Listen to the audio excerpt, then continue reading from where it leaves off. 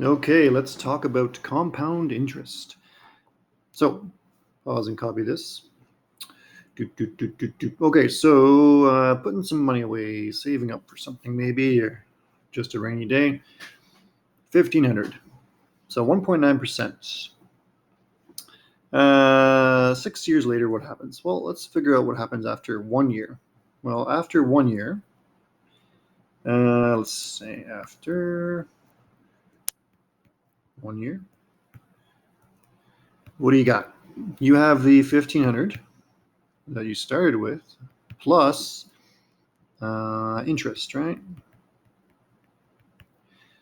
So that's going to be 1,500 plus the 1,500 multiplied by, well, 1.9%. Well, I take that 1.9 and divide by 100 to get a useful decimal. So what you end up doing is just moving that decimal place to the left 2 spots. And that's what I put in my bracket here.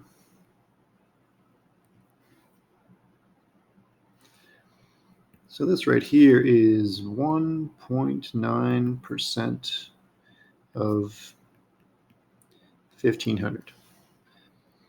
All right, so after 6 years, 1 year, after 1 year, you have your original 1,500, and then you have your interest. Okay, what we'll do here is we'll factor out 1,500. Where should I put it? Let's move it on the left. Factor out 1,500 on the left, and I get 1 plus 0.019. That's 1,500, 1.019. Okay, what about after 2 years?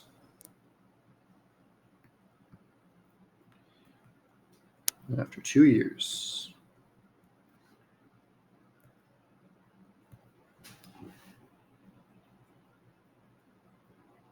Well, you have your amount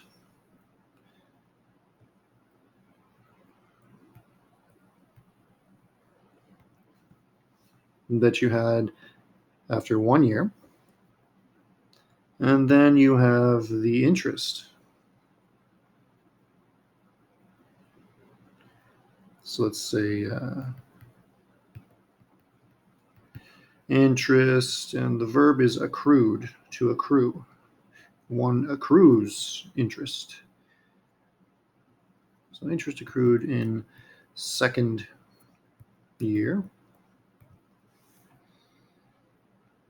So what's that? That is equal to 1,500, 1.019. So what do you get? What interest accrues in the second year? Well, it's the amount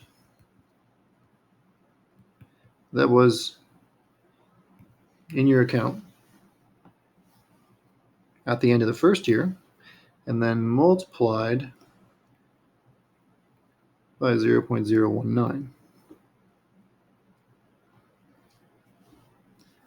Okay, factoring, we get 1,500.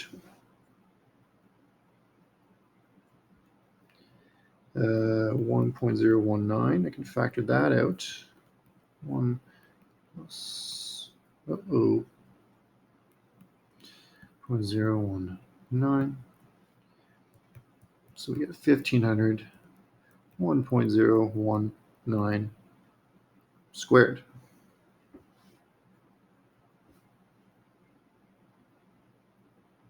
So notice that we have a power of 2 here when it was 2 years. And when it was 1 year, we have a exponent 1 here. Okay, thinking ahead.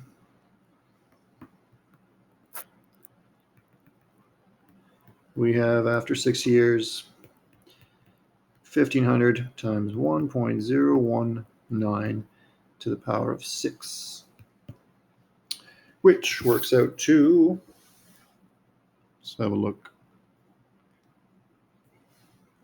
1679.331, and then it goes on. So this is money, so we're going to automatically round to 2 decimal places.